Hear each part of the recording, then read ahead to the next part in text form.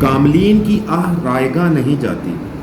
حضرت سفیان ثوری رحم اللہ کا معمول تھا جب وہ خلیفہ ابو منصور کو نصیحت کرتے تھے اور آخرت سے ڈراتے تھے، تنقید سے تنگ آ کر آخر ایک دن بادشاہ نے ان کے خلاف گرفتاری کے وارنٹ جاری کر دیے۔ مجبوراً حضرت سفیان ثوری مکہ ہجرت کر گئے۔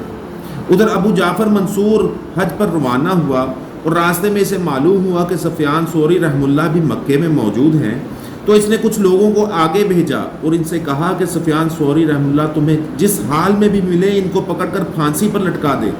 چنانچہ ان لوگوں نے جا کر ایک پھانسی کا تختہ اور پھندا تیار کر کے نصب کر دیا تاکہ اس پر سفیان ثوری رحم اللہ کو پھانسی دی جا سکے۔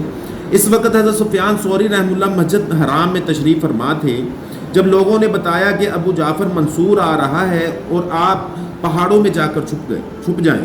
حضرت سفیان ثوری رحم اللہ کھڑے ہوئے اور کھڑے ہو کر ملتزم پر چلے گئے اور غلاف کعبہ پکڑ کر یہ دعا کی کہ یا میرے مولا، ابو جعفر منصور یہاں حرم میں داخل نہ ہو جائے اور اس کے شر سے مجھے محفوظ فرما۔